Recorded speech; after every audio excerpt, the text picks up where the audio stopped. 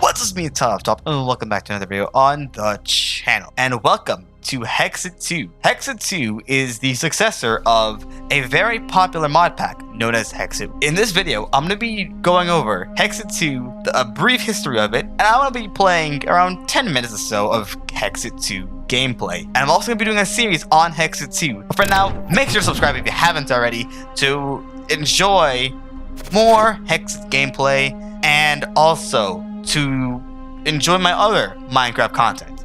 But for now, let's go right over to why Hexxit 2 is such an astounding pack. Hexxit 1, or Hexxit, was a very popular pack in its time. It was very well known, not quite as well known as, let's say, Hexxit, but it was still a pretty well known pack. However, despite how good it was, there was no update for Hexxit after its first pack. The version of Hexxit is 1.5.2. You have to go back into 2015 to find any sort of resemblance of relevancy for 1.5.2. And even so, 1.8 was still pretty much the rave, along with 1.7.10, and if there was no mod between 1.7.10 or 1.8 that you would really like, you would go to 1.6. 1.5.2 is such an outdated version from today's Minecraft that it's almost unheard of for people now playing on 1.5.2. With that said, let's join a single player world and let's see how adventurous this experience will be. Okay, so for now, I'll be joining a world in creative mode, just to explore around and get a good glimpse as to what you would expect from the surroundings, I guess, from the overworld experience. I don't know. I guess what I'm trying to say is let's just fly around and let's see some of the environment of Hexxit. So while this is loading up, let me explain some things. Hexxit is a pack that is supposed to feature. Oh, okay, it's still loading in. Hexxit is a pack that's supposed to be featuring some lively mods that involve adventure, exploration, and quests and dungeons and all of that stuff. And right off the bat, you can tell that's... wow, okay. Oh, I found diamonds. But anyways, right off the bat, you can tell that this has a couple of biome mods, including, I believe this is either Traverse or Biomes of Plenty. But I'm pretty sure it's Biomes of Plenty. Actually, wait, never mind. Biomes of Plenty requires... never mind, it's not Biomes of Plenty. As you can see here, there's also a Streams mod. Or Streams, I'm pretty sure the mod is called Streams. There's also the ever so classic Battle Tower. This right here, I believe is from Mo Creatures, which... Mo Creatures was a very popular mod that added in a lot of dangerous and also rather fascinating creatures, such as tigers, like that one right there, zebras, lions. I'm mentioning a lot of the mobs as we fly by here, by the way. And just overall, a lot of mobs that added to the environment. They also added a bunch of mythical mobs, such as ogres and whatnots, and it was a very popular mod for its time. Now, this right here is a roguelike dungeon. So those roguelike dungeons... oh, these are the Choco Quests. So, the Choco Quest is in this as well. Choco Quest was one of the key mods that made Hexxit very good. Now, I did forget to mention one thing, and that is how many mods are in this. Well, before we begin that, let me say the amount of mods that were in the first one. Around 50 or so. But the mods in this are almost 4 times as much. At 196 or 92, I forgot the exact number. It'll be on the screen, so you'll know, whatever. So you can tell that they actually did put a lot of dedication into making this pack very, I guess, good, very, very rich, very full of material. 1.00 Hexxit has a lot of stuff going for it. This is another one of the Choco Quest dungeons. What I'm concerned about is, are these dungeons destroying the landscape? Because this seems a little unnatural right here. It looks like these Choco Quest dungeons have not been, I guess, updated to the point where it can fully, I guess, blend in or fully submerge itself within its biome to make it look, natural. Flying around, there has been some insane mountain generations, and I'm not particularly sure why, but there are a lot of interesting generations of mountains, I guess. Yeah. Sorry, I got a little distracted because there is a boss bar here. I'm not going to spoil what that might be, nor will I find out for myself because I actually have no idea what that is to begin with. But it is something for me to explore once I do my series. So these are the villages. The villages look very similar to the Hexxit. The Hexxit. Basically the pack that was supposed to be a mixture of Hexxit and Tekkit. And they look very nice. They contain a lot of loot that you might need for your adventures, and overall would be very useful to find in your world. These are the dimensional doors, which is essentially just a fun little dimension-related mod where you go through dimensions, get stuff, have eyes look at you and all that, that kind of stuff. And already, we are witnessing the spawning of a Choco Quest dungeon.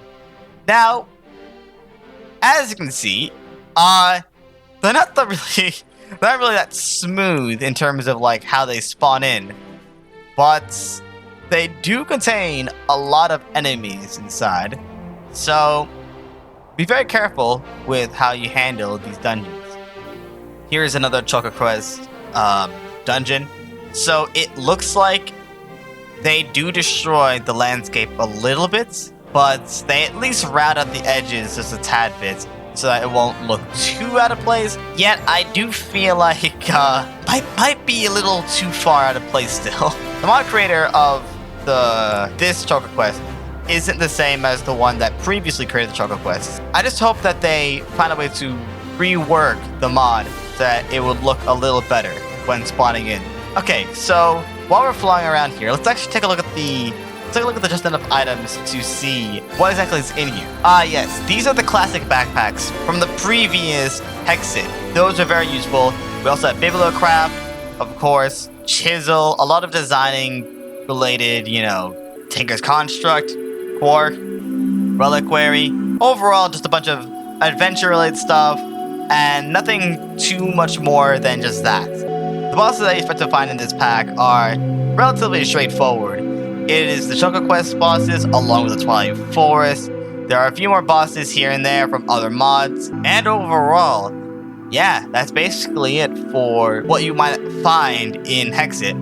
But there are a few things that I purposely missed out just so that you guys can explore them yourself.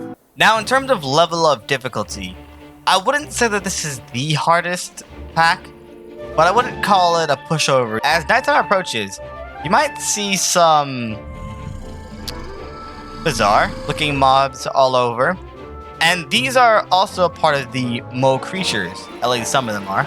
As you see here, there's actually a different kind of wood used for the village. It's actually cottonwood from the Project Vibrant Journeys. Okay, so as I promised, we're actually going to be doing an actual, playthrough. We're actually going to be playing on the ground. So, yeah. No flying around, no exploring. Let's just actually play through and actually see a little bit more of what you would expect from an actual, single-player playthrough. At least for the first part. We're not going to be playing through the entire thing, of course. We're only going to be playing for around a few minutes, maybe 5 to 10, and we're going to actually, play like it's supposed to. Play how we're supposed to. Okay, so we start in this biome, which it is the Mega Taiga Hills. Interesting. Let's actually mine the maple wood, which is from the Natura mod, or Natura sounds right. Ooh, that is a boss spider. That right there, it is from the Infernal Mobs mod, where it makes the mobs that are very overpowered and such, and it provides a nice challenge for the user. Problem is, I don't need a challenge that I literally just started. So that spider, which actually look kind of special, like a special breed of spider, to just run away for now. Anyways, the streams mod gives more unique streams that can even flow like this one, which overall I do like that little touch, because rivers are obviously not really steady sometimes. They actually do have a constant flow to it. Now, let's be careful because we don't want to run into any sharks here. But, perhaps it's best if I just, like, go away. Is that a beehive? I don't want to get too close to it because I don't know if that's beehive. Growthcraft bees. That's the first time I've actually heard of that mod before. Usually, the more popular mods are, like, career bees. In terms of, like, you know, bee-related mod. But yeah, first time seeing that. And I just saw a snake that swam into the water. Realistic. That's a termite. No, it's a fly. Okay. You look termite. That's like. Yeah. Take these ones. Actually getting the heart. The hearts, I believe, are supposed to be like, you know, the animals that I mentioned before, like the tigers, lions, whatever. They would attack you. They would attack you on sight. And I believe it's one of those animals that would attack you on sight. It's not like an instantaneous like, yes, they will immediately chase after me. No, it's more like a what's it called? Passive aggressive, I guess. They're passive mods that can get aggressive if you're too close to them, or like you enter like what's it called? A certain proximity to them, or if you're like around them for too long, they'll get violent. You know, so let me create an axe. Obviously, we're in 1.12, so the axe does more damage than the sword. So. Oh yeah, did I also mention that they added the mod known as the Classic Combat mod, which is bringing back, you know, with a 1.8 combat? Yeah, I kind of forgot about that. So right now he's passive, but eventually he'll attack me. That is a sign that he is bad. If I would chase him any longer, he would probably, you know. There's also a snake that sees me, so I'm gonna run away. What? Oh! Well, there's an ant. There's a mole. Ants are, I believe they're friendly, unless if you attack. In my case, I'll just leave them alone. What is that? Oh, it's a butterfly. I thought it was something like glitched inside of like the wall, but it's a butterfly. Okay. So as you guys saw, there was actually an easy way to find diamonds. You don't need to go down in the caves. You can just mine along the surface. Eventually, you'll find diamonds. And as you can see here, there's actually Thermal Foundation, which is a mod that's usually associated with machines and such. So I'm actually kind of surprised that there's actually that in here. Let's actually search up. So I actually looked, and Thermal Foundation is the only thermal that's actually in here. And there's like there's a couple of thermals actually. So, I don't know what they had in mind for, you know, Thermal Foundation being the only thermal mod in here. But, either way, it's interesting. It's, you know, Thermal Foundation is usually for, you know, packs that have machines and whatnot, you know? That is a panther. You know what? I'm gonna kill a panther. Okay. How do I go about doing it? Okay, so he can still reach me. Wow, that reach. That is insane reach. That is, I underestimated the reach of this thing, and it might actually kill me. So,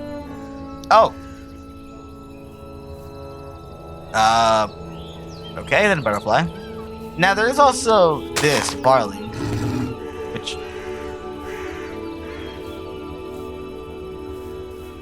Ah, crap.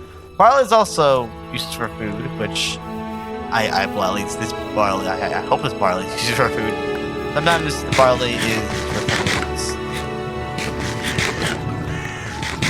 In this mod, there's also, in the Natura mod, there's also a lot of like berry bushes around here. It's the melon berry.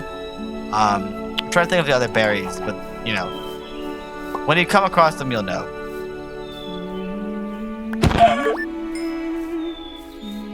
Oh, for frick's sakes. Frickety frackety. I'm gonna give these guys some sort of smacking.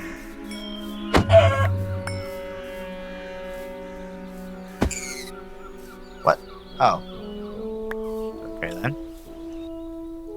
Alright, I'm eating a rabbit. Let's go. Ah, crap. Crap. Werewolf. Alright, you know what? Since I'm coming into, well, no longer coming into conflict with a werewolf, but since I was coming into conflict with a werewolf, You know, I might as well explain why I ran.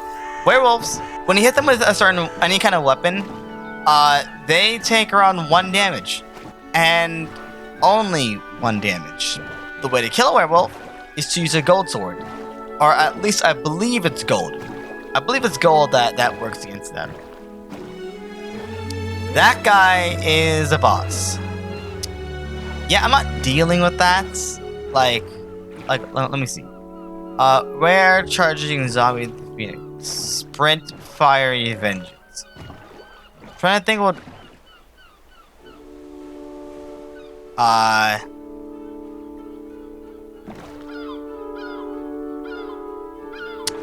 Okay. So those are just blinking eyes. I feel like I remember that mod, but then again, it could be the wrong mod. Is that the?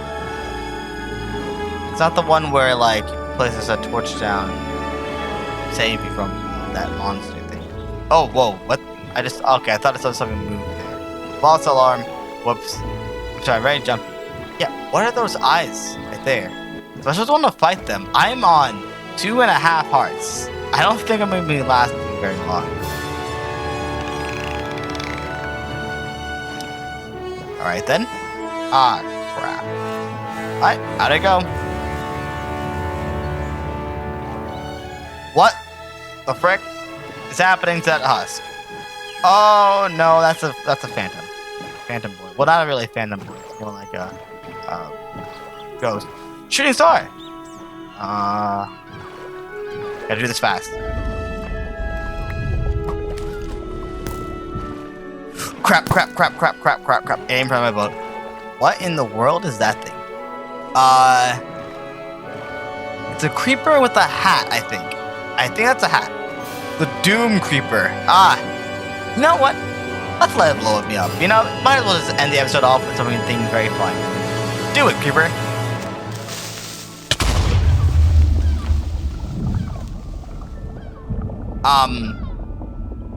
Oh, it gave me a wither effect. Okay. Oh, it's pointing me in the direction of my death. Nice. But anyways, yeah, that is my initial reaction for the Hexxit mod pack. And yeah, so if you want to play the mod pack, it's on the Technic Launcher. So guys, go ahead and download the Technic Launcher and then download the Hexxit pack. And then, yeah, guys, aside from that, make sure to check out my other videos. Thank you guys so much for watching. If you like the video, don't subscribe and hit the subscribe button. Be it off. I'll see you guys in the next video. Take care and good.